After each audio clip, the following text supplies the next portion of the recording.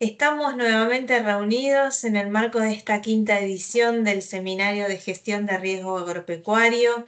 Esperemos hayan podido aprovechar este pequeño intervalo luego de una mañana cargada con interesantísima información. Entonces, por tanto, vamos a dar inicio al tercer y último bloque de la jornada titulado Riesgo agropecuario a nivel macroeconómico y regional. Antes de darle paso a los moderadores, les recordamos que al finalizar el espacio de las preguntas de este bloque, comenzará de inmediato la conferencia de cierre.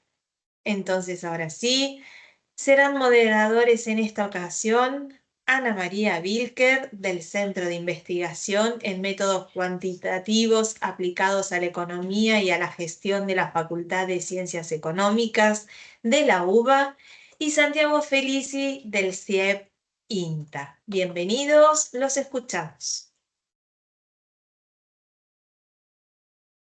Bueno, buenas tardes a todos, espero que me escuchen. Una sola aclaración, me llamo Ana Silvia Vilca, pero bueno, nada. Bueno, les cuento que el bloque va a tener una duración de 1 hora. Tendremos 15 minutos cada uno para exponer el trabajo y al final tendremos 15 minutos para contestar preguntas que nos hagan o que nosotros hagamos a los participantes. Entonces, en primera instancia vamos a empezar con el trabajo de Verónica Caride, que se denomina Brechas y desafíos para la valoración de servicios ecosistémicos en Argentina, perdón, oportunidades y riesgos para la región del Gran Chaco. Entonces, Verónica Caride es doctora de la Universidad de Buenos Aires, área de Administración, magíster y licenciada en Economía de la Universidad de Buenos Aires. Es investigadora del CONICET en la disciplina Economía. Forma parte de la Administración Pública de Ambiente, Conservación y Sustentabilidad. Es profesora adjunta de la Universidad Nacional de Formosa. Además, cuenta con más de 25 años de experiencia profesional y una amplia trayectoria en planificación estratégica, dirección de equipos y gestión de programas y proyectos basados en resultados en organizaciones internacionales como la Unión Europea, FAO, PNUD, entre otras, en el sector público y privado. Bueno, esto es un resumen de sus habilidades. Así que, Verónica, lo que te comento es que 2 minutos antes de que llegues a los 15, te vamos a interrumpir para avisarte el resto del tiempo que te queda. Así que, Dale, bueno, es todo tuyo. Adelante. dale, muchas gracias a todos y bueno, y por la invitación a participar. Argentina cuenta con, digamos, es parte de la región del Gran Chaco, que también forma parte de Paraguay. Argentina tiene el 60 y pico por ciento de esta región. Digamos, el Gran Chaco es una región muy importante y además es la región más deforestada de Argentina. Es el segundo ecosistema más importante de América Latina y es el bosque seco más importante del mundo. O sea, tiene un montón de relevancia a nivel ambiental. Y obviamente por eso también es como muy observado en términos internacionales, ¿no?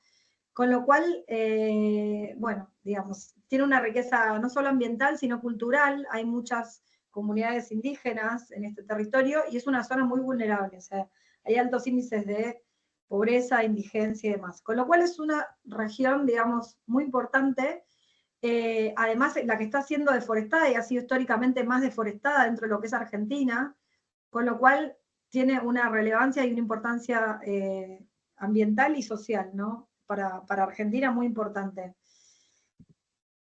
Bueno, perdón, algo que quisiera, bueno, destacar es que claramente para conservar estos recursos, digamos, a nivel internacional lo que se ha venido desarrollando y algunos países lo tienen muy desarrollado, esto es lo que es pago por servicios ecosistémicos, que se basa en valoración de servicios ecosistémicos. Y para todo eso hay que tener una metodología, hay que generar metodologías, información cuantitativa, después hay que valorizarla y demás.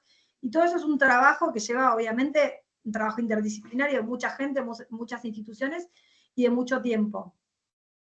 En Argentina, después les voy a contar un poco más, pero yo fundé la red de metodologías de valoración para servicios ecosistémicos para el Gran Chaco, junto con Paraguay y con Costa Rica.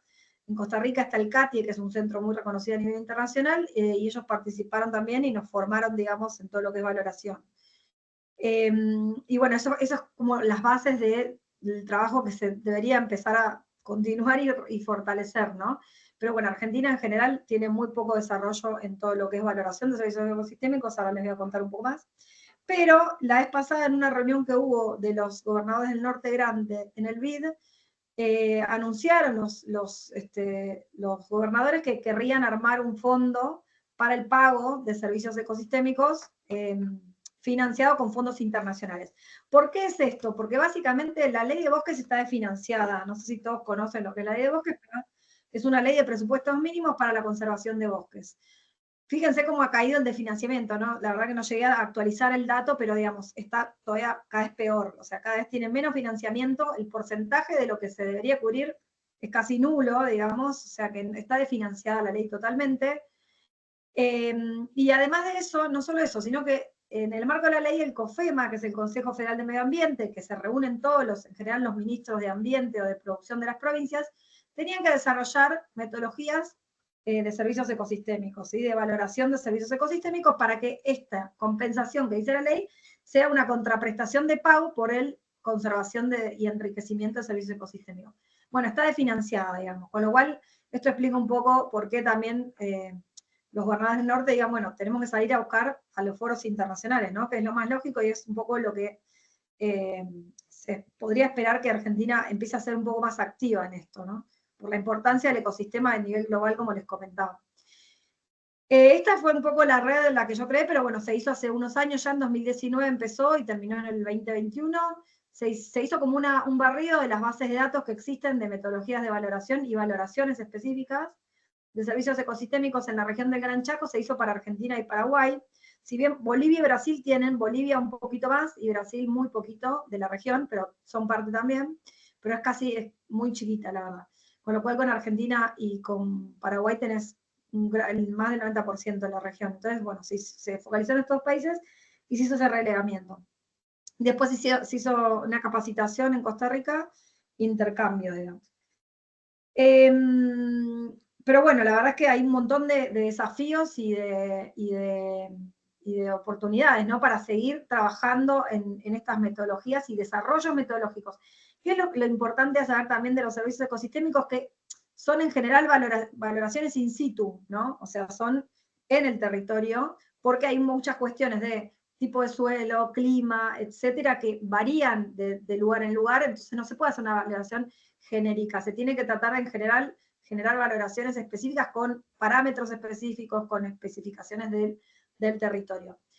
Y algo muy importante es que obviamente todo lo que son servicios ecosistémicos previene un montón de riesgos a nivel agropecuario. Ustedes seguramente ya lo sabrán, pero todo lo que son, digamos, tipo de erosión, o sea, los bosques impiden obviamente la erosión eólica, erosión hídrica, también mantienen el equilibrio del ciclo hidrológico. De hecho, se espera que si el Gran Chaco sigue avanzando, digamos, su deforestación, tengamos grandes sequías en la región, lo cual va a afectar a toda la productividad. Ya hay estimaciones hechas en cuánto va a afectar la productividad si se sigue forestando en esa región. Con lo cual los servicios ecosistémicos son innumerables, digamos, no solo para la agricultura fundamentalmente, pero también para las personas, purifican el agua, purifican el aire, y bueno, y también capturan carbono, con lo cual son fundamentales para el cambio climático, ¿no? ¿Por qué es importante considerarlos en un sistema económico? ¿Sí? Bueno, un poco por lo que les decía, no solamente por el tema de los riesgos, que son muchísimos, sino también porque obviamente si no los valorizamos, claramente no se, digamos, promueve su conservación, ¿no? No se le da un valor, entonces no se está relevando cuál es el daño que se está ocasionando también, ¿no? A partir de la deforestación, por ejemplo. Voy a pasar un poquito rápido esto. Acá lo que me quería centrar un poco es en el sistema de cuentas económicas ambientales, el SCAE, o SEA por sus siglas en inglés, que se está desarrollando, viene desarrollándose un montón a nivel internacional. Hay muchos países, de hecho, Brasil participó en toda la parte metodológica. En un principio era llamado cuentas experimentales de los ecosistemas, y Brasil trabajó muchísimo en el desarrollo metodológico. Es súper importante que Argentina se empiece a involucrar en esto, porque se definen un montón de cuestiones. Entonces, si Argentina no tiene en cuenta sus particularidades, claramente no se van a considerar, y esto puede afectarnos negativamente, ¿no?, a nivel internacional. Y bueno, de hecho hay un montón de medidas a nivel internacional que se espera que empiecen a surgir. Ya hay algunas medidas que se están tomando, como por ejemplo el reglamento de la Unión Europea Libre de Deforestación, que entra en implementación a fin de este año, en donde ciertos productos tienen que provenir específicos, entre ellos carne, madera y soja, que afectan a Argentina, tienen que provenir de bosques no deforestados, digamos. Con lo cual, bueno, este tipo de medidas empezaron a surgir ahora, como digamos, a nivel de comercio, y van a seguir, o sea, se espera que la tendencia sea creciente, con lo cual, si Argentina no se pone en línea con estas cuestiones, vamos a estar complicados, muy, muy complicados en el sector agropecuario y en otros sectores también. Así que, bueno, nada, la idea es un poco también concientizar de que esto tenemos que avanzar, ¿no? En las cuentas ambientales tenés varias cuentas. Argentina avanzó en todo lo que es, un poco, no es que tiene cerrado lo que es energía, que está muy vinculado a lo que es el IPCC y todo lo que es generación de emisiones de carbono. Después tenés la cuenta agua, y después tenés la cuenta específica de servicios ecosistémicos. Comenzó como cuenta experimental, justamente por todo esto que yo les comento, de que tiene particularidades propias del terreno y que es bastante más complejo, ¿no?, evaluar un ecosistema que evaluar lo otro. Bueno, ahora ya se toma el SCAE, ya se considera que es una norma internacional, ¿sí? O sea que ya avanzó desde los sistemas de cuentas nacionales que todos conocemos, que, digamos, tiene sus bases el Manual de Cuentas Nacionales del 98, ya es como que está re viejo, digamos. Ahora ya se está atendiendo mucho a esto, y muchos países ya están adhiriendo y trabajando fuertemente para implementar este sistema de cuentas nacionales. De hecho, Costanza, que es uno de los principales economistas a nivel, digamos, en términos ambientales a nivel internacional, habla de la importancia justamente de tener un PBI que sea un PBI que incorpore las cuestiones sociales y ambientales, ¿no? Y esto va en esa línea. Bueno, en cuanto a la implementación, ¿cuál es el estado de implementación de este sistema? Bueno, como ven en el mapa, digamos, Brasil está muy involucrado, ¿sí? Ya está en una etapa avanzada. Argentina y Paraguay, que somos, como les decía, los principales que tenemos en la región del Gran Chaco, ni siquiera empezó. Con lo cual, la región está muy complicada si ni siquiera empezamos a meternos en este tipo de cuestiones, ¿no? Como para empezar a tener metodologías, valoración, y poder también reclamar el pago en los organismos que digamos, puedan proveer de fondos para la conservación de este ecosistema. Bueno, acá como ven, Argentina y Paraguay nada, Brasil ya está en la etapa 3, ¿sí? O sea que está muy avanzado, y Uruguay está en la etapa 1, está más atrasado, pero sigue avanzando también. Y bueno, y esto es un poco el esquema de la importancia de incorporar el ambiente también. Este sistema considera no solamente lo que es servicios ecosistémicos, sino también todo lo que es el tratamiento de residuos, con lo cual incorporaría a la economía circular, ¿sí? Es como todo lo que se trabaja hoy en día a nivel internacional y en muchos países. Entonces digo, es un poco no adherir a este sistema, es quedarse afuera del mundo y afuera de un montón de cuestiones, ¿no? Con lo cual deberíamos tender a avanzar hacia esto. Bueno, y acá hay una diferenciación importante, lo que es ecosistémico y lo que es abiótico, ¿no? Y en el medio estaría las cuentas experimentales de los ecosistemas. No quiero profundizar en esto, pero bueno, hay muchas cuentas. Por ejemplo, todo lo que es minería sería abiótico y se considera en otro tipo de cuentas. Y hay que separar también lo que ya se contabiliza de lo que no se contabiliza, ¿no? Claramente en el sistema antiguo de cuentas nacionales.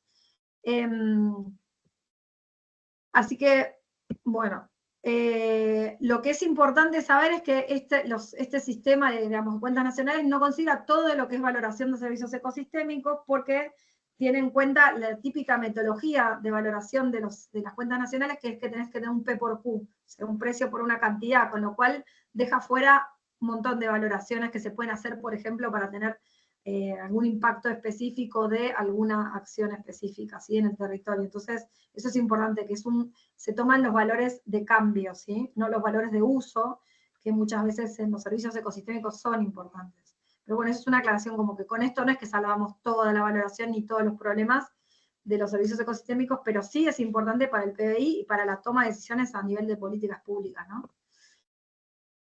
Bueno, las metodologías de evaluaciones en general son las que se presentaron en el TED, y son más o menos estándar digamos, de hace mucho. Por ahí los que manejan ya saben, pero hay varias, digamos, tipos de metodologías, dependiendo de lo que se quiera valorar, ¿sí?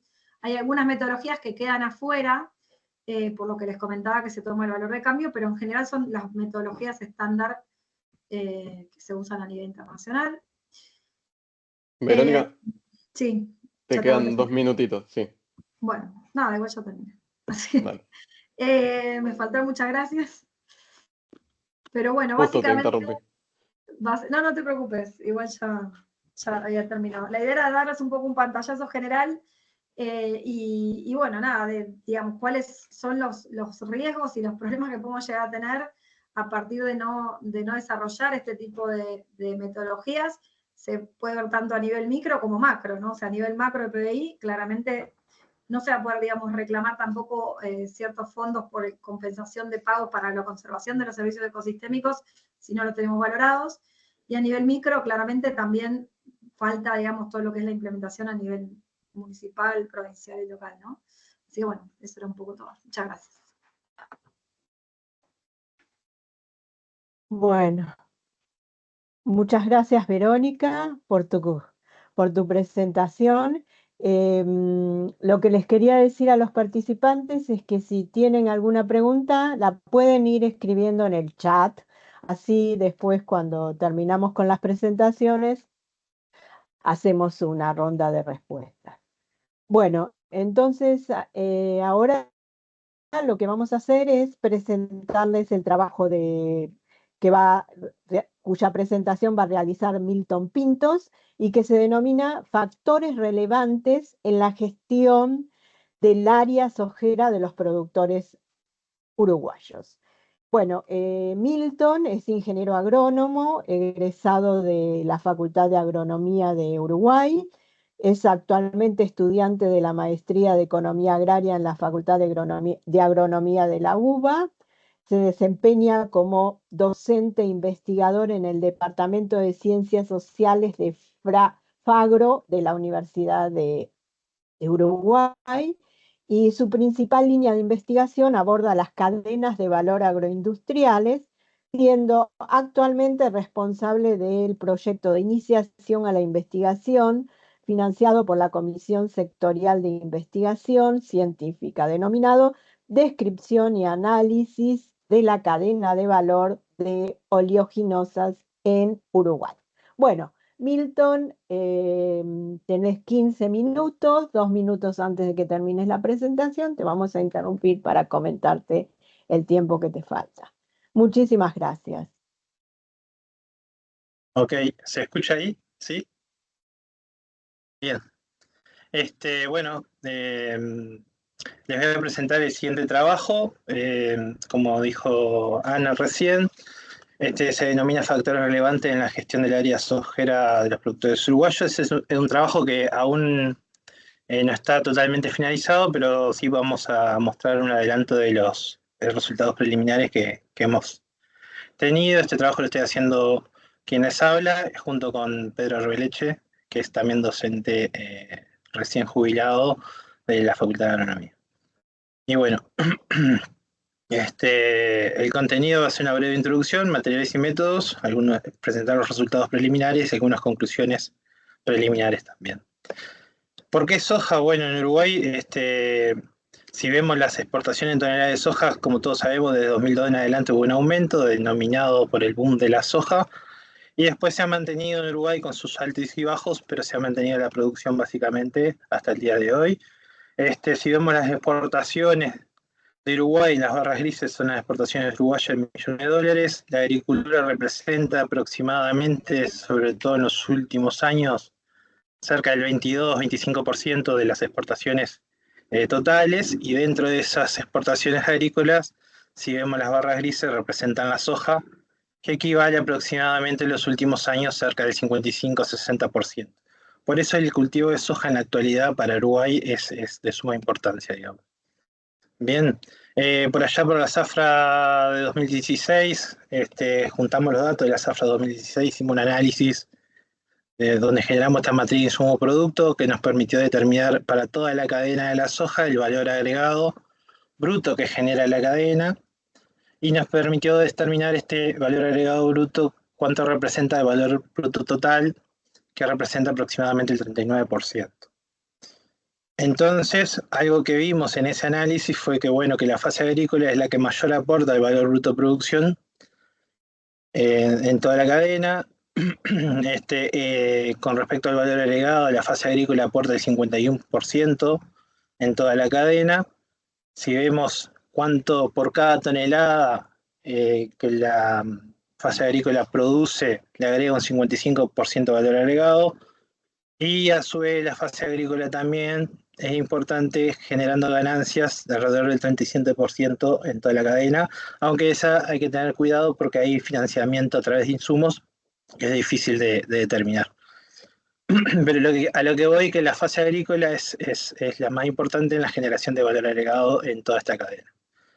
En base a eso se hizo una simulación Monte Carlo donde determinamos 6 variables de importancia, como el rendimiento, el precio de la soja recibida, el área sembrada, el precio de importación de semilla, el precio de importación de fertilizante, el precio de combustible, e hicimos una simulación para ver cuánto variaba ese valor agregado, y bueno, nos dio que una media de valor agregado por lo general es de 38%, y que con un 90% de probabilidad anda entre 33 y 42. Y eso representa básicamente para nosotros esa diferencia de 9%, unos 350 millones de dólares, ya que por cada porcentaje que se varía, estamos hablando de cerca de 38,8 millones de dólares. En base a esa simulación que hicimos, vimos en este gráfico que, bueno, la variable más importante era el rendimiento, precio de soja, las que más movían el valor agregado, y en tercer lugar aparecía el área sembrada. Y nos pusimos como objetivo determinar qué es lo que hace variar esa área sembrada, cómo deciden los productores, fue la pregunta que surgió, de sembrar o no. Entonces se planteó como objetivo determinar un orden jerárquico, por decirlo de alguna manera, las principales variables que influyen en la toma de decisiones sobre la superficie de siembra, según los diferentes tipos de productores que hay presentes en esta cadena agroindustrial. Y en base a eso, bueno, los materiales y métodos que conseguimos, primero que nada fue trazarnos una línea de tiempo donde ubicamos el presente, que sería el hoy, el pasado y el futuro. Y bueno, con un conjunto de docentes e investigadores y gente técnica que trabaja en la cadena, empezamos a charlar y bueno, cuáles serían las variables que pueden afectar la toma de decisión del productor. Y bueno, surgieron varias, y algunas, por ejemplo, el productor debe decidir qué área sembrar. Y bueno, con respecto al pasado, ¿qué información del pasado tenemos? Bueno, tenemos el área total de chacras sembradas, las zafras anteriores, digamos, el área de cultivo de soja sembrado en zafras anteriores, el rendimiento del cultivo de la zafra pasada, el precio recibido en la zafra pasada, si afecta o no la decisión de sembrar ahora, los registros de precipitaciones históricas de los últimos 20 años. Ahí aparece OND, que es octubre, noviembre, diciembre, porque es más o menos las fechas de siembra. Y también incluimos otra variable que podría afectar o no, es el área de siembra de cultivo de Estados Unidos, con el hecho de ver qué pasa en el hemisferio norte, ¿no? En el presente, digamos que el productor tiene información de precio de renta de la tierra, tiene el registro de precipitaciones para estas fechas de siembra, tiene el área de cosecha de cultivo también, o sea, de Estados Unidos, cuánto áreas se está cosechando, y también el rendimiento de cultivo, ¿no? Ya para esa fecha ya tiene todos esos datos. Y a futuro estamos hablando principalmente de pronósticos densos, de niña, niño o neutro, mirado de septiembre, octubre o noviembre, o sea, de primavera, mirando el verano, donde cae más o menos el periodo crítico de la soja, Y o si no, periodo también lo mismo, pero mirando más los pronósticos para marzo, abril, mayo, periodo de cosecha, digamos. Y también lo otro que aparece como futuro son los mercados a futuros, mirados ya desde agosto. Podemos mirar los precios que podrían llegar a estar en marzo y mayo. También se puede mirar desde septiembre hacia adelante, así como de octubre hacia adelante. Y bueno, y ahí en base a esas variables, pensamos que por ahí pueden afectar o no las decisiones que toma el productor. ¿Con qué información contamos? Bueno, contamos con las encuestas agrícolas que genera el Ministerio de Ganadería, que le hace a muchas empresas agrícolas de Uruguay, tanto para invierno como para verano. Tenemos la serie histórica del área de siembra, tenemos la serie histórica de 2014 a 2021 de los precios de soja al productor, tenemos la serie histórica de los precios de renta, de diferentes tipos de renta que hay en Uruguay, serie histórica de los pronósticos de niño, niña o neutro, ENSO, la serie histórica de precipitaciones de Uruguay, precios de mercado futuro, y así también tenemos datos históricos del área de siembra, área de cosecha y rendimiento de los cultivos en el hemisferio norte, sobre todo en Estados Unidos. Y por último vamos a usar el software de partición de datos generando árboles de regresión, YAM. Con respecto a las encuestas agrícolas, ahí están los datos estadísticos de la encuesta, pero son más o menos 2.210 empresas que se encuestan, sobre todo, y hay un estrato dentro de esta cantidad de empresas, hay un estrato que es de inclusión forzosa, y son aquellas empresas que cumplen estos requisitos. Cualquiera que cumpla más de 2.000 hectáreas sembradas de trigo, más de 500 de cebado, más de 300 sembradas de avena, o 1.000 entre las tres, va para la encuesta obligatoriamente. Más de 500 hectáreas sembradas de maíz, más de 500 de sorgo, más de 5.000 de soja, o 2.000 entre las tres cultivos también van a la encuesta forzosamente. Y bueno, las más de 2.000 de todos estos cultivos que mencioné también van a la encuesta. Entonces, si cumplen este requisito, están obligadas a completar la encuesta que hace el Ministerio de Ganadería, Agricultura y Pesca. Y también un estrato 2, que son todas aquellas que no pertenecen a este estrato de inclusión forzosa. Los datos que tenemos para el estrato 1, como viene el Spansor es igual a 1, o sea, significa que el 100% son todas las 799 empresas están encuestadas.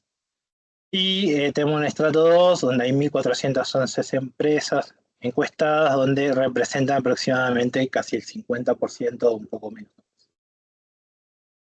Como primeros resultados, bueno, el primer árbol de regresión para el área de cultivo de soja de primera, lo separo en soja de primera y soja de segunda. Tenemos el total de empresas que siembran soja de primera, en esa serie que estuvimos analizando. Y bueno, el primero ítem que separa son la superficie de siembra de soja del zafra anterior, y lo separa en aquellas empresas que siembran menos de 4.700 hectáreas y aquellas que siembran mayor o igual a 4.700. Son mayoría las empresas que siembran menos de esas 4.700 hectáreas, una media de 676, y acá son menos empresas, pero la media de superficie sembrada es mucho mayor. Como segundo ítem acá, para estas que siembran menos, digamos, se basan, o lo que salió en el programa es que el segundo ítem de jerarquía sería el rendimiento de soja del año anterior. Aquello que les fue mejor tienden a sembrar mejor, y aquello que les fue mal, digamos, tienden a reducir el área. Y por este lado, en las empresas más grandes, bueno, no miran el rendimiento, sino miran, en comparación con estas, miran el precio de renta de la agricultura, el precio de renta agrícola ganadero, y aquellos que les fue mejor o que tienden a pagar mayor renta son aquellos más grandes, digamos, que otros.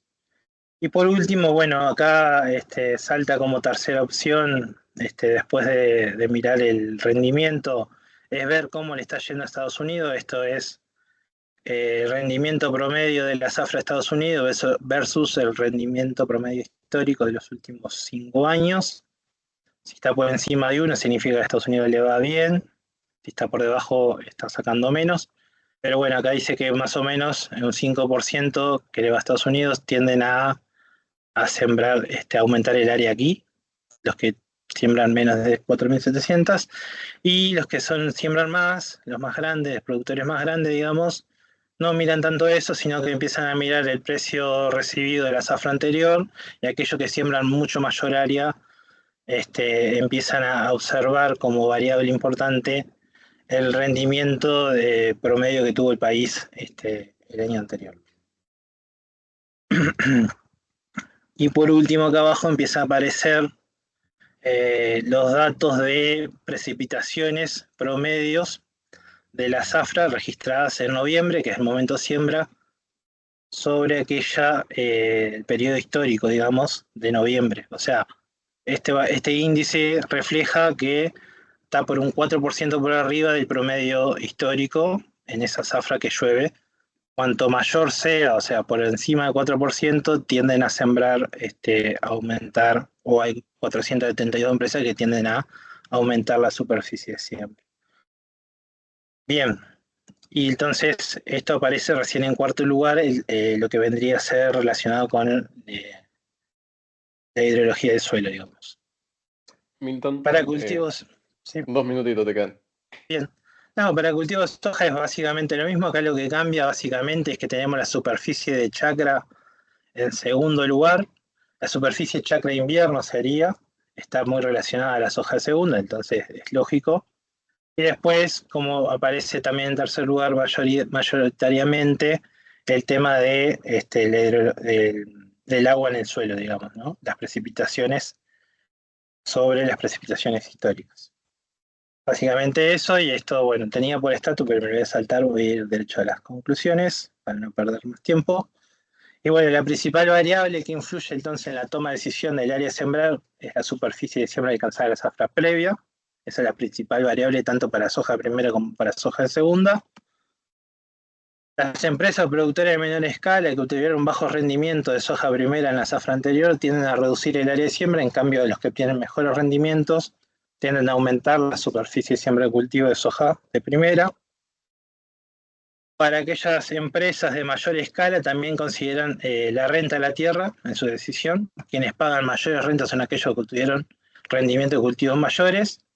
Los que pagan menos renta tienden a considerar también en su decisión el precio que recibieron del grano que vendieron la zafra anterior, sembrando mayor área de soja primera aquellos que recibieron menores precios.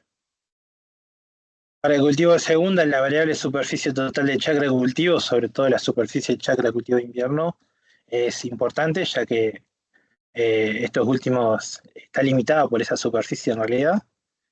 Y bueno, para ambos cultivos, soja primera y soja segunda, y como la variable de menor efecto en la toma de decisión de los productores, se consideran las precipitaciones del momento de siembra, tanto en octubre, noviembre o diciembre.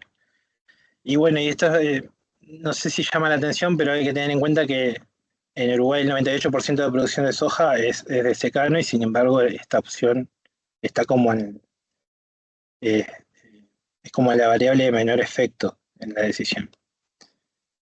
Y bueno, el análisis realizado de los pronósticos GEN, sobre todo los pronósticos de precio futuro, parece que no presentan muchos efectos considerables en las decisiones de sembrar de soja. La decisión de los productores con respecto al área para el periodo analizado de 14 a 21 se relaciona principalmente con eventos del pasado. Y bueno, y por último, la siguiente etapa de este trabajo es contrastar estos resultados, que son preliminares, con entrevistas a diferentes productores del sector y agentes y otros sectores de la cadena de soja Uruguay, pues este trabajo debe continuar. Y bueno, era eso, y quedo atento a todas las críticas que van a servir para continuar el presente trabajo. Muchas gracias. Bueno, muchísimas gracias, Milton. Les recuerdo, pueden escribir en el chat las preguntas y ya al final las respondemos. Sí. Y ahora, sí, Ana. Sí, permíteme agradecerle a Milton la presentación y lo a mí por lo menos me sorprenden los resultados. Después quizás cuando tengamos la ronda de preguntas podemos discutir algo más. Sí, te dejo la palabra. Dale. Bueno, paso a presentar el último trabajo de este bloque y del seminario, que es el que se titula Sequías y vulnerabilidad económica, el efecto de los riesgos climáticos agrícolas en la macroeconomía argentina, cuyos autores son Kevin Corfield, Esteban Thomas y Ana Wilker. Y en esta ocasión lo van a presentar Kevin Corfield, que es licenciado en Economía y posee una maestría en Economía, ambas cursadas en la Facultad de Ciencias Económicas de la Universidad de Buenos Aires, y es auxiliar docente de la misma casa de estudios. Y Ana Wilker, que además de ser moderadora, es licenciada en Economía y doctora de la Universidad de Buenos Aires del área de Ciencias Económicas. Es profesora consulta adjunta e investigadora de la Facultad de Ciencias Económicas de la Universidad de Buenos Aires. Y bueno, los dejo presentar tranquilos. Bueno, voy a, eh, para compartir, yo voy a hacer la primera parte de la presentación y luego va a continuar Kevin Corfield. Bueno, el título ya lo dijo Santiago. Yo lo que les quiero decir es que nosotros tres somos investigadores del programa PROBUL, que es un programa de estimación socioeconómica de la vulnerabilidad al riesgo climático. Es un programa que pertenece al IADCOM y nosotros también los tres somos investigadores del Centro de Métodos Cuantitativos aplicados a la Centro de Investigación en Métodos Cuantitativos aplicados a la Economía y la Gestión, que dirige la doctora María Teresa Casparri y que también pertenece al IADCOM. Bueno, simplemente a modo de introducción, contarle algunos datos. Por ejemplo, que entre el año 2020 y 2023, el 47,5% de las exportaciones totales pertenecieron a productos del complejo oleaginoso y cerealero.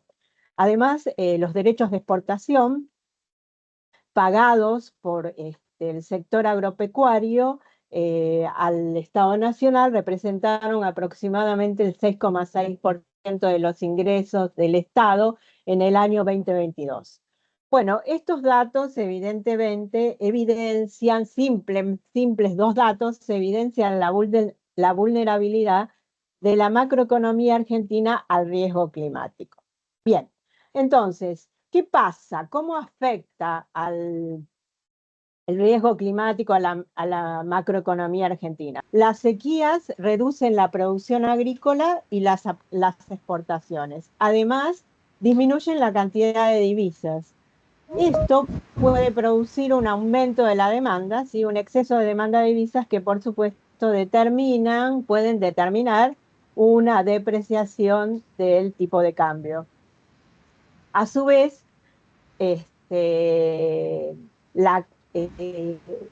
las sequías reducen la producción agrícola y esto reduce la base imponible sobre la cual el Estado cobra impuestos, retenciones y otros tributos, o sea, impuestos a las ganancias, retenciones y otros tributos, y por supuesto esto disminuye los ingresos del Estado y puede afectar, entre otras cosas, la sostenibilidad de la deuda pública. Adelante. Siguiente diapositiva, por favor. Bien. Los fenómenos climáticos extremos es conocido por todos nosotros que han aumentado en los últimos años su intensidad y frecuencia y han afectado a muchos países del mundo, a muchas economías del mundo y especialmente a aquellas que tienen principalmente producción agrícola. Por ejemplo, y esta es una de las estimaciones que hicimos dentro del PROBUL, las últimas sequías en Argentina han determinado una pérdida aproximada de 70.800 millones de dólares a precios del año 2022. Esas sequías son que no lo dije, de los últimos 20 años, y las más importantes fueron las del 2009, de 2018 y la última del 22-23. Bueno,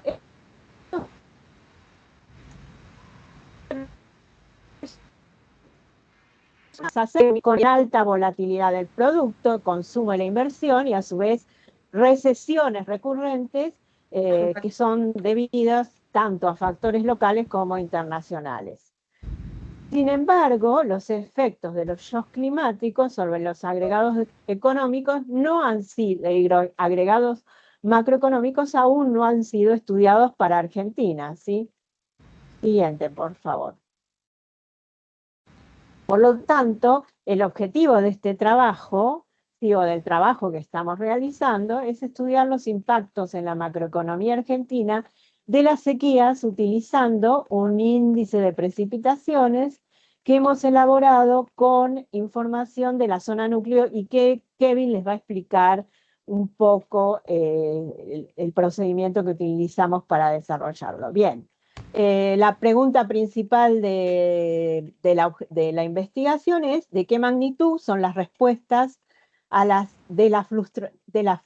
fluctuaciones macroeconómicas a los impactos de las sequías en el sector agrícola de Argentina?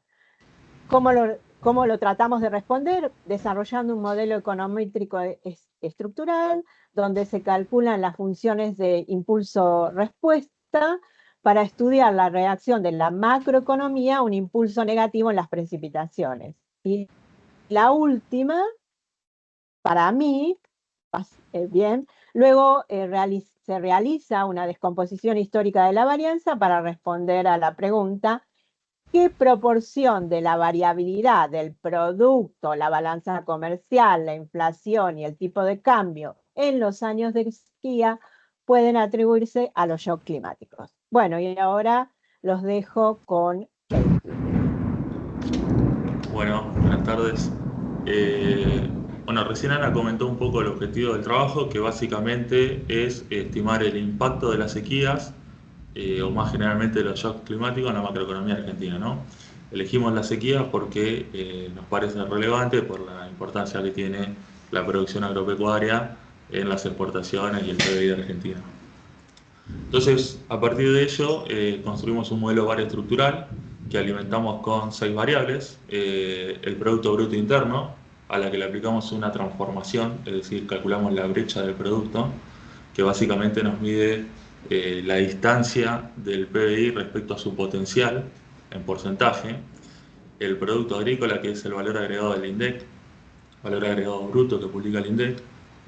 También le aplicamos el filtro de Hodrick-Prescott para obtener la distancia respecto a su potencial productivo, la tasa de inflación trimestral, el índice de tipo de cambio real multilateral que elabora el Banco Central, el ratio de balanza comercial producto, que básicamente es exportaciones menos importaciones sobre el PBI. Esto nos va a dar una medida de digamos, la balanza comercial en relación al PBI, y un índice de precipitaciones. Este índice de precipitaciones está ponderado por producción. ¿Por qué producción? Por la producción de la zona agrícola relevante, de la zona núcleo, digamos, ¿no? Entonces, el índice toma esta forma, es un índice de patch que toma información de precipitaciones y producción de soja, trigo y maíz en toneladas, de 28 departamentos pertenecientes a las provincias de Córdoba, Santa Fe, Entre Ríos, La Pampa y Buenos Aires. Fíjense que lo que varía es digamos, son las precipitaciones en el denominador, y la producción, digamos, que es el ponderador, va a ser móvil a lo largo de los años, ¿no? Acá está el mapa no sé si se llega a ver bien, el mapa de los departamentos que tomamos, donde el color azul más oscuro es, digamos, la producción que tienen toneladas, y los más claros nos van a dar que tienen menor participación, digamos, ¿no? Es el ponderador. Mientras más azul tiene mayor ponderación en el índice, y mientras más claro, menor. Los que están en gris oscuro, no se tomaron, ¿no? Bueno, ahí está. Este es el gráfico de las variables utilizadas. Como primer punto podemos ver que el índice de precipitaciones, que está acá arriba a la izquierda, captura muy bien la sequía del 2008 y 2009 y la del 2017-2018, que están acá, que alcanza un valor de -2.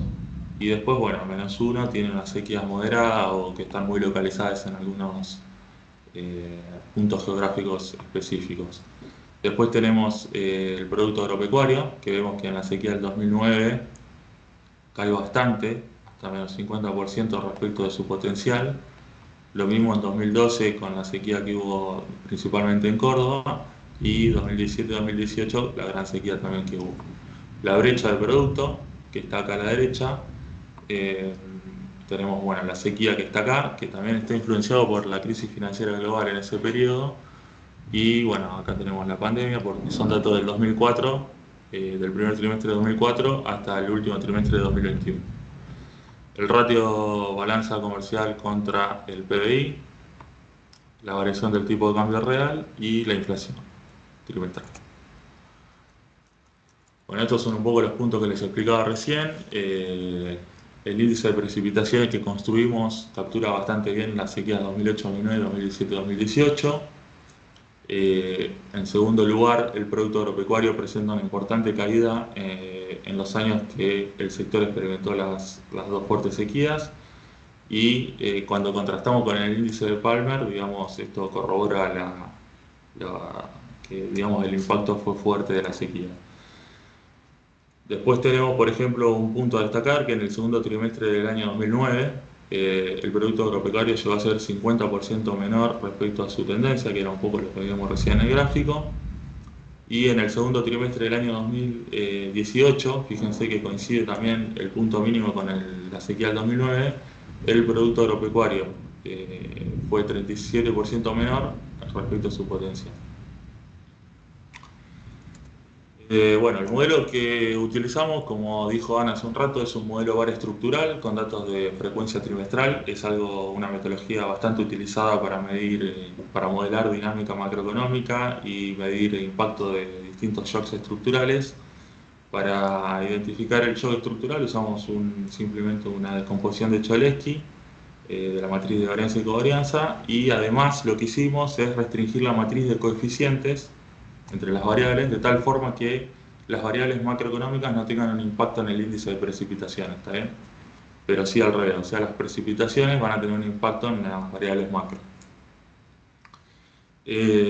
Uno de los supuestos que utilizamos fue que el shock climático, o sea, las sequías, afectan contemporáneamente a todas las variables, tomando en consideración las expectativas racionales, es decir, impacta el shock, es un shock imprevisto por los agentes, y a partir de ello empiezan a actuar en consecuencia, ¿no? O sea, aumenta la demanda de dólares en el mercado cambiario, etcétera, etcétera, etcétera. El modelo en forma teórica lo podemos escribir así. La primera ecuación es el modelo en forma estructural, que se llama. Después multiplicamos a ambos lados de la igualdad por la matriz beta sub 0, que es la matriz que tiene los impactos contemporáneos entre las variables. Y nos queda una matriz A sub I, que va a ser la matriz del modelo de forma reducida.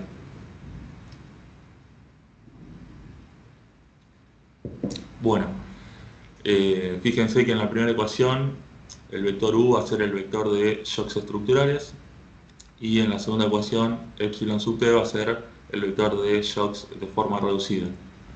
Cuando nosotros estimamos el modelo 2, a partir de la identificación esta que yo les decía triangular, en la matriz beta sub 0, que ahí definimos los impactos contemporáneos, vamos a poder recuperar los errores del modelo de forma estructural.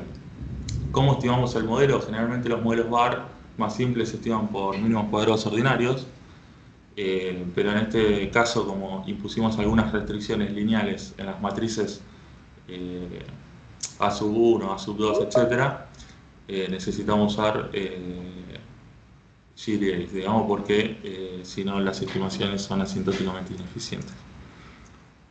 Bueno, las funciones de impulso-respuesta, que es la principal herramienta de los modelos VAR, nos permiten ver cómo reaccionan las variables frente a un impulso en un shock. En el shock que nosotros identificamos como un shock climático, una sequía, podemos ver acá, por ejemplo, que el índice de precipitaciones caía a -1, que como les mostraba, un desvío estándar es -0,8. Las sequías más fuertes, las del 2008, 2009, 2017, 2018, llegaron a -2, -1. Es un valor, digamos, que está ahí por un poco. Kevin, perdón, Kevin, te quedan 2 minutos, ¿sí? Bueno, y para ser rápido, el producto agropecuario cae, es significativo, la brecha del producto, el PBI agregado también.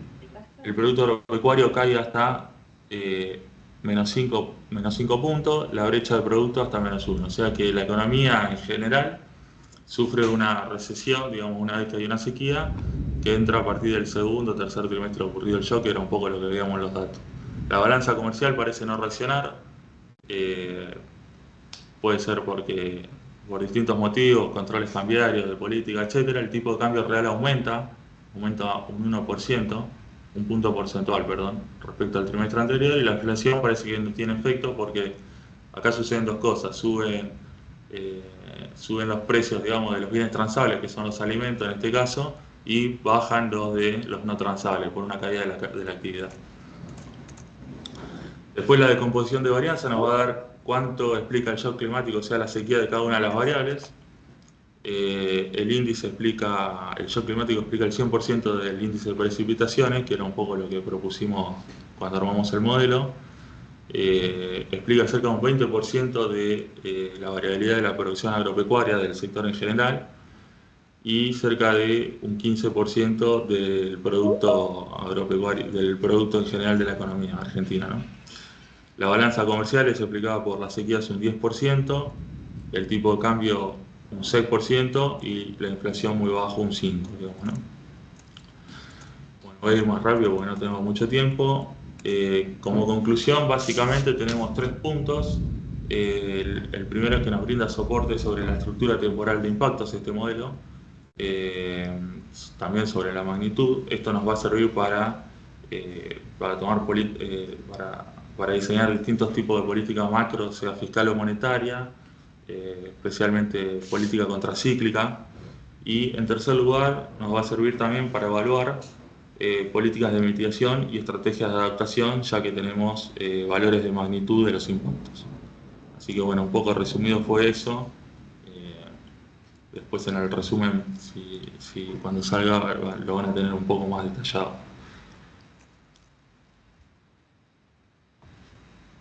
Bueno, voy a tomar yo la palabra porque no sé si Santiago... Ahora, ya volví. Porque había caído un segundito el internet, pero ya estoy. Bueno, ok. Perfecto. Bueno, damos por terminado aquí el bloque, ¿sí? Vamos a pasar a las preguntas, ¿sí? Sí. Acá Entonces, en el chat, hay 2. 2 para ¿sí? Verónica, sí. 2 para Verónica. Yo también tenía una para 2 preguntas para Verónica, ¿sí? Por ejemplo, sí, ¿qué medidas se pueden realizar, ¿sí? Para impulsar las tareas de valoración de los servicios ecosistemas en estos momentos? Y sí, la segunda sería si hay posibilidades de realizar un convenio, o si ya lo realizaron, con países o bloques internacionales que le den justamente impulso a la valoración del ecosistema. Por otro lado, yo tenía una pregunta para Milton, ¿sí? Que sería si tienen alguna explicación acerca de la variable del resultado que les dio el estudio, porque realmente más o menos los que estamos en el tema venimos estudiando acerca de la importancia del clima, de las precipitaciones, de las características del suelo, inclusive hay un montón de medidas sobre balance hídrico aquí. Por ejemplo, la Secretaría de Agricultura, la Oficina de Riesgo Agropecuario, específicamente elabora un índice de balance hídrico que va diciendo cómo está el suelo para cada uno de los cultivos. Casi hay 3 valores por mes. O sea, hay una cantidad de instrumentos y sin embargo, o sea, los productores para sembrar la cosecha posterior miran lo que sembraron en principio, ¿no? O sea, miran lo que sembraron en la cosecha anterior. A mí, por lo menos, el resultado me resultó, o sea, sí, sorprendente. No estoy cuestionando el trabajo ni nada por el estilo, simplemente me parece muy bueno el trabajo, como el anterior también, pero me sorprenden los resultados. Y con respecto a nuestro trabajo, no voy a hacer ninguna pregunta porque creo que no corresponde. Yo tengo un par de Así que la preguntas para dejo el a tuyo. Santiago. Dale. Bueno, muchas gracias. No sé ¿Cómo si hacemos? responde. ¿Sí Ah, querés ¿Quieren responder vos, Vero? que arranque yo? Bueno, Sí, Dale. bueno, lo sí. primero vos dijiste cómo se hace para avanzar en estas, digamos, valoraciones. Bueno, tenés, como les decía, hay a distintos niveles, ¿no? A nivel micro existen certificaciones y demás, con lo cual se puede hacer huellas de carbono, certificar huellas de carbono, hay certificadoras internacionales u otros tipos de servicios ecosistémicos, ¿no? Pero obviamente eso requiere un montón de inversión, de tiempo, de buscar mercados y demás, que también se puede hacer, pero bueno, digo, es a nivel privado. Y después a nivel gubernamental y de políticas públicas, claramente tiene que haber una decisión, porque digo, cada vez te vas a ir quedando más afuera. Y además, el armar, yo sé que por ejemplo el INTA tenía, de hecho alguien del INTA por ahí nos puede comentar un poco, habían empezado a armar como una herramienta para la pera carbono, etcétera, etcétera. Sé que, o sea, no existe algo oficial que diga, mira, tenemos esta metodología, esta herramienta, y esto, y se aplica y se adapta en estas regiones, etcétera, etcétera. No hay nada, por lo menos, publicado oficial, aprobado, testeado y verificado a nivel internacional. Yo no conozco, sé que hay varios trabajos y se está trabajando, pero bueno, no hay nada como lo que se diga como una certificación de Argentina, que estaría buenísimo avanzar, ¿no? En eso, en lo que es certificación y validación, y a nivel macro en lo que es cuentas nacionales, ¿no? Pero bueno, para lo que es cuentas nacionales, por eso lo primero lo que hay que hacer es empezar a participar en los foros y en todas las discusiones a nivel internacional.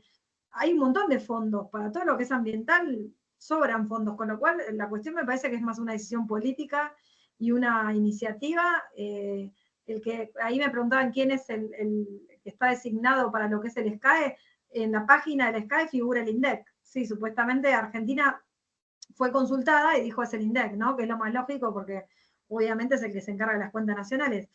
Pero bueno, también hay obviamente recursos limitados y demás, pero entiendo que es una decisión política y de poner gente a trabajar en eso, ¿no? Porque es algo súper importante que no vamos a quedar afuera. Después tenía otra pregunta, creo. Si hay algún requisito en el mercado internacional de productos agropecuarios asociados a participar en sistemas de cuentas ambientales, no específicamente a participar en cuentas ambientales, pero si vos como empresa, digamos, no solamente te miden el PBI, digamos, el PBI que se mide en cuentas nacionales, que es ventas menos consumo intermedio, el valor agregado, y te piden otros requisitos, te piden, bueno, dame ciertos indicadores que se vinculan, por ejemplo, cuánto consumo de energía tenés, que se vinculan con las emisiones de carbono, qué tipo de energía consumís, esto, o sea, un montón de otras variables.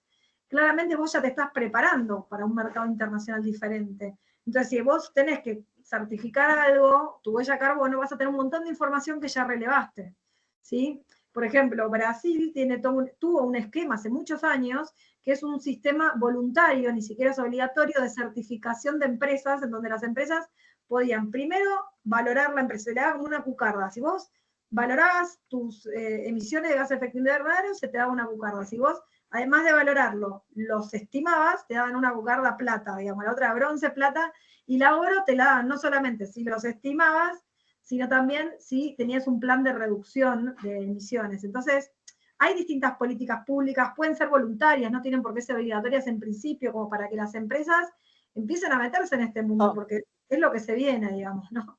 Entonces, lo importante es no quedarse atrás, digo, aunque sea hacerlo voluntario, pero trabajar en esto, y empecé a implementar y hacer acuerdos con protocolos internacionales, con organismos internacionales, con, bueno, nada. Argentina está años luz de todo eso y me parece que es algo que nos surge a todos, pero esa es mi opinión. No Bueno, sé si muchas gracias, Verónica. de nada. Milton, bueno, además de mi comentario, acá hay otros dos que dice, si no pensaron en incluir los precios de otros cultivos sustitutos en la oferta o usar precio relativo de la soja. Y hay uno más que dice, no concuerdo a que los productores miran lo que sembraron el año anterior. Los productores siembran tomando en cuenta varios indicadores, entre ellos la variable clima. Sí, está claro. Bien. Bueno. Bien, bien. Bien, sí, ahí con respecto al tema de la pregunta que hice sobre los precios de otros cultivos, no la incluimos en este momento, pero teníamos pensado capaz que incluir el tema de maíz, que es el otro cultivo que compite sobre todo sobre superficie en el mismo momento. Entonces, capaz que ahí incluir más datos de maíz en estos análisis, capaz que es bueno sumarlos, digamos.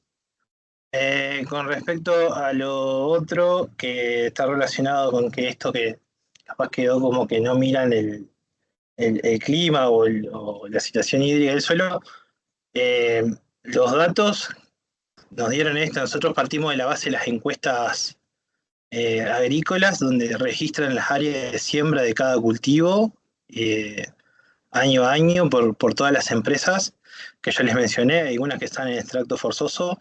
De inclusión forzosa, digo, se tienen que hacer la encuesta sí o sí. Y bueno, después hay un montón de empresas más que se registran que bueno, no están en el total global, ¿no? Pero son de las empresas capaz que más grandes o las medianas y grandes que abarcan gran superficie del área, y los resultados dan que como el tema de, a la hora de mirar en el conjunto total de los datos, al momento de sembrar o lo que siembran no se relaciona con el dato que hay al momento de los pronósticos de clima que hay hacia adelante, como con las lluvias que están ocurriendo. Son los datos que muestran eso, o sea, es la realidad que registrada en estos años analizados, digamos. Nosotros también nos llamó la atención, nosotros pensamos al momento de armar las variables, pensamos, la primero va a ser mirar hacia adelante los precios futuros, también pensamos que iban a tener más relevancia, pensamos que iban a tener más relevancia esto de los pronósticos ENSO, o sea, y la realidad es que parece que no es tan así, y sobre todo siendo que Uruguay, como dije, tiene el 98% de cultivo de soja en secano, y vos decís, debería haber más cuidado en eso.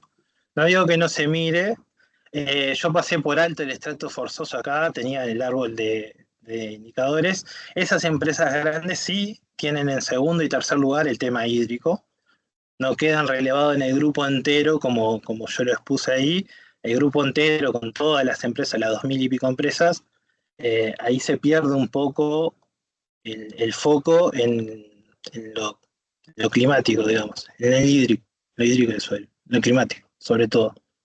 El estrato forzoso, esas que son 800 empresas, que son las más grandes, que siembran más cultivos, más área de cultivos, esas sí lo tienen como en tercer y segundo lugar, en las más grandes, en el segundo lugar está los pronósticos de lluvia, digamos. Bien, pero eso, no sé qué, capaz que hay que seguir analizando, hay que contrastar esto con los productores y afinar de vuelta el trabajo para seguir Exacto. Sí. Dale vos. Lo que yo quería decirle a Milton es que él anuncia en su resumen extendido que el próximo paso es hacer entrevistas a los productores, con lo cual yo calculo que estas incógnitas se pueden dilucidar seguramente y que por supuesto esperamos hacer el próximo seminario el año que viene y que participes con esos resultados. Porque realmente hay muchas inquietudes. Tengo un par de preguntas sobre tu trabajo.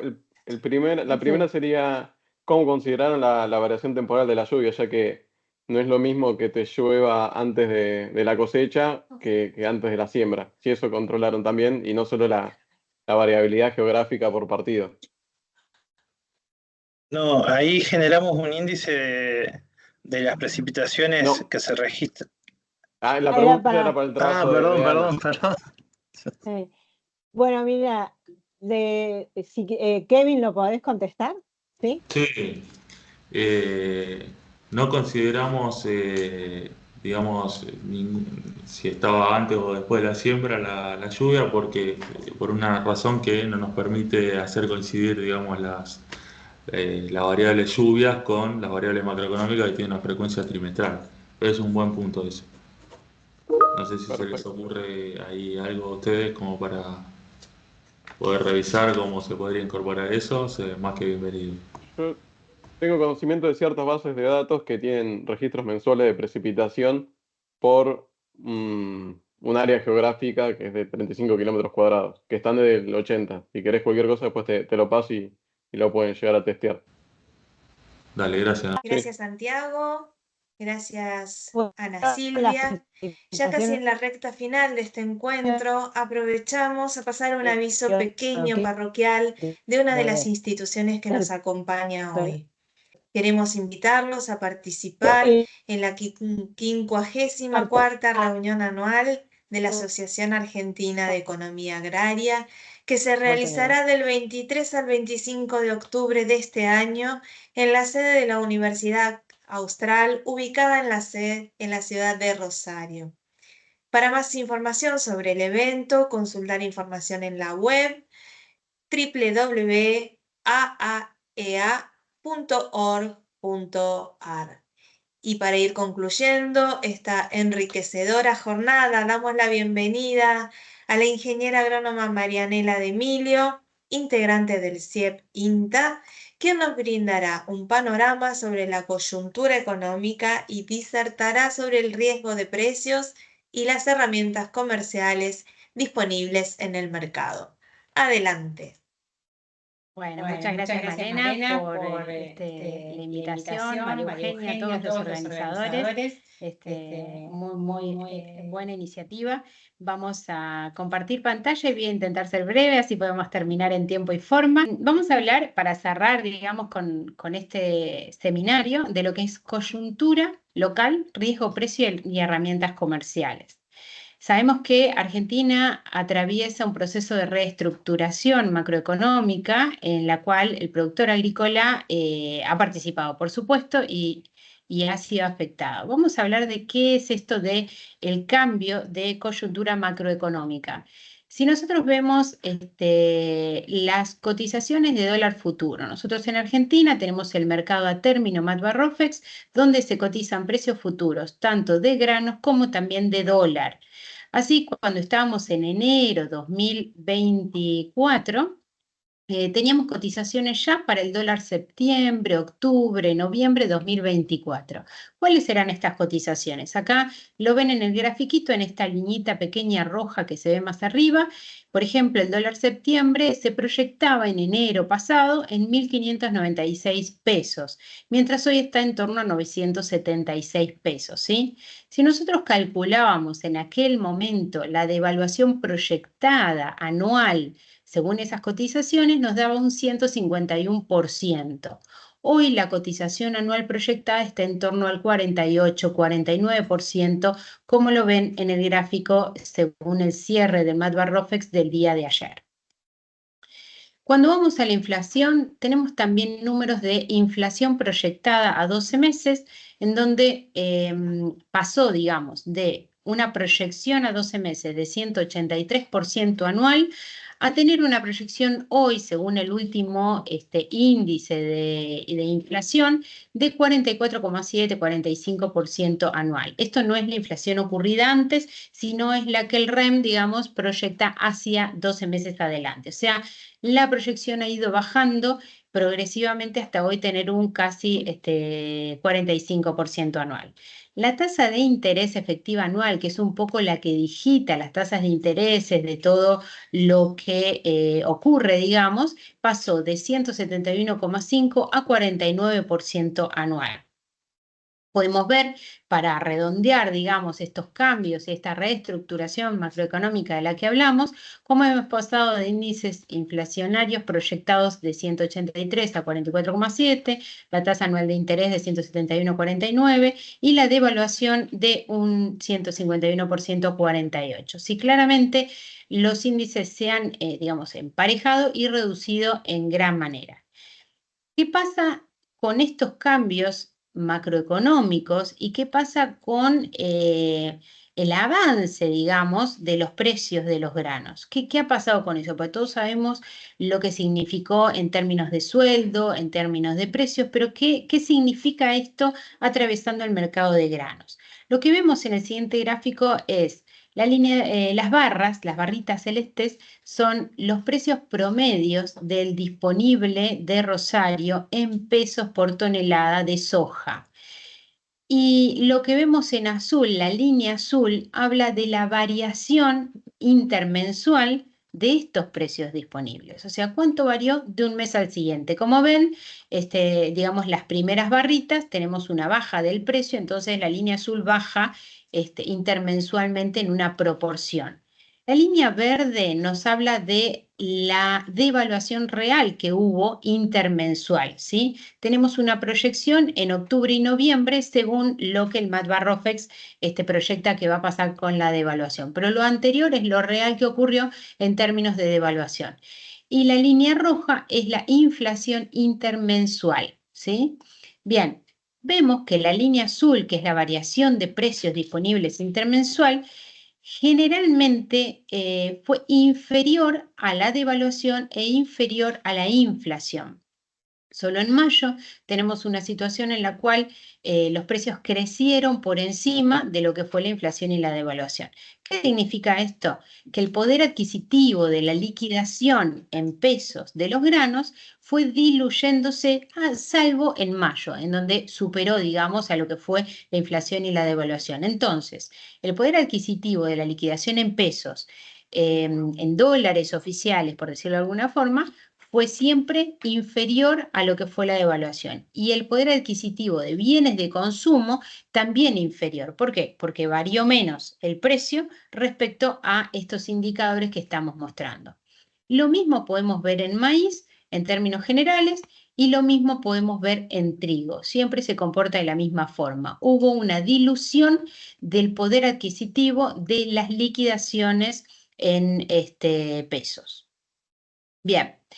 Veamos ahora en particular, lo que vimos recién fue cómo la coyuntura atravesó, digamos, el poder adquisitivo de los granos, como todo el resto de los poderes adquisitivos que hemos estado viendo todos. Ahora veamos particularmente el caso soja y ya metámonos con las herramientas comerciales.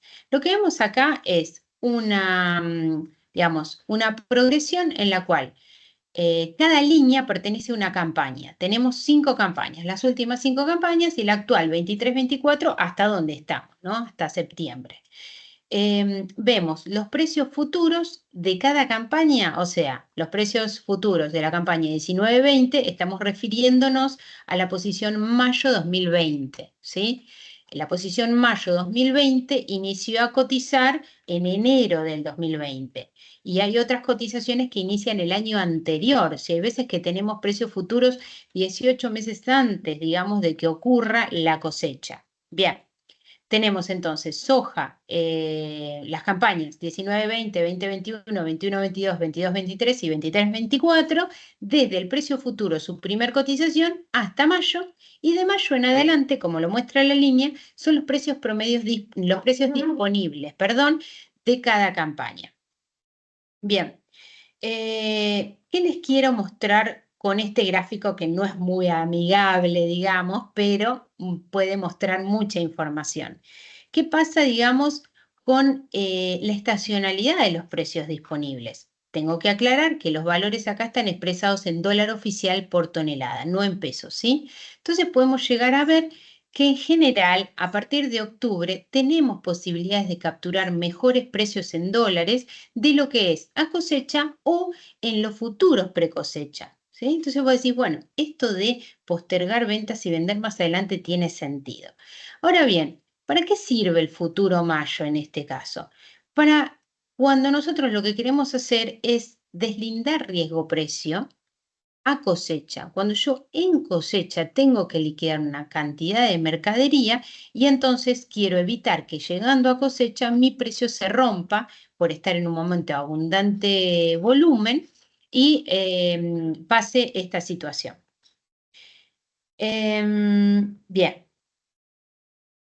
Tenemos entonces que en 3 de las 5 campañas analizadas tenemos precios a cosecha inferiores a los precios que se podrían haber capturado a futuro, ¿sí? Entonces, en el momento de la cosecha, generalmente tenemos precios inferiores a los que podríamos haber cubierto con futuros mayo previo. Entonces, es útil esto de cubrir precio a cosecha en pre-cosecha, para cuando uno tiene que hacer estas ventas.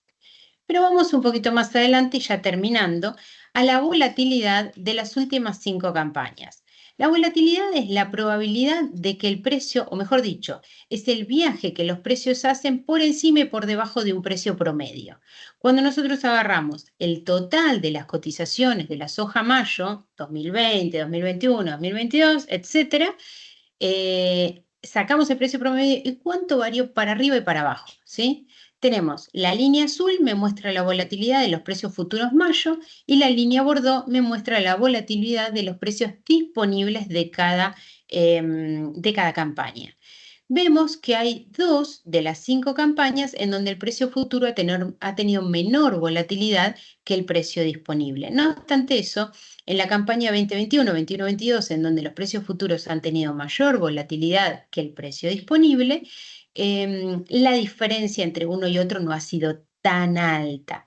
¿Y por qué es importante ver esto de volatilidad? Porque yo lo que quiero en precosecha es, en la medida que tengo precios que permiten rentabilidad a cada cultivo, este es el caso ejemplo de soja, pero lo mismo puede verse en maíz y en trigo, vale la pena porque la volatilidad no ha sido tan elevada como lo que ocurre después, digamos, en el disponible.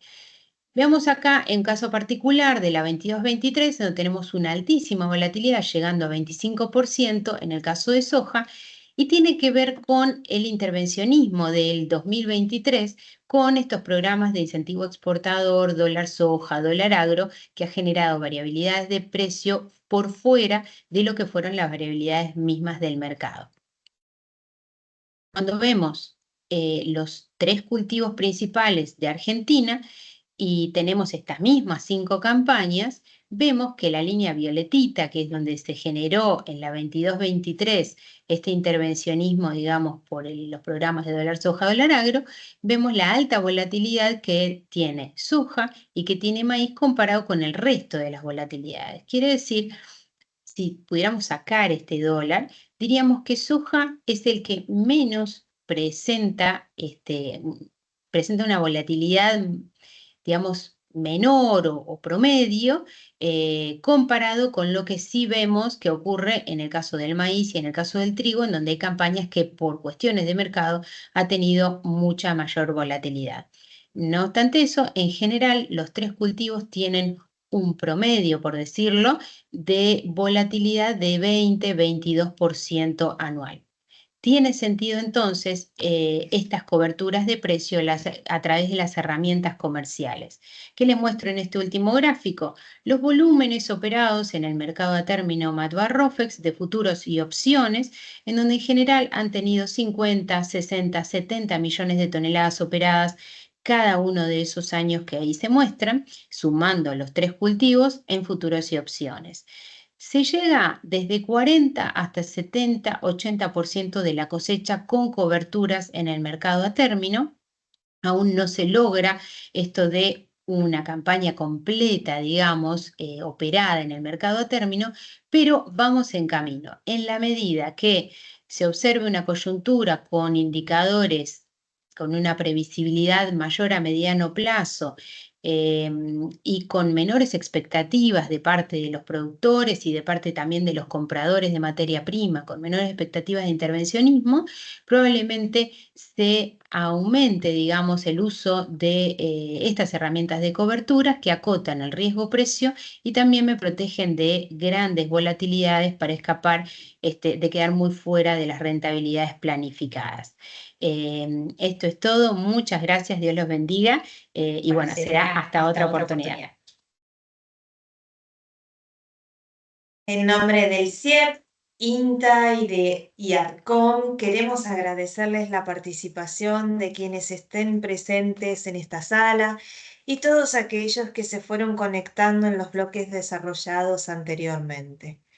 Quisiera hacerles llegar nuestro más sincero agradecimiento a todos ustedes por su activa participación y compromiso, especialmente a los expositores de los trabajos y a los moderadores, como así también a todos aquellos que han colaborado en la organización haciendo posible este evento. Ahora sí, vamos a dar cierre a esta quinta edición del Seminario de Gestión de Riesgo Agropecuario. Esperemos que haya sido de su interés y, por supuesto, los invitamos y esperamos a todos el año próximo. Hasta pronto.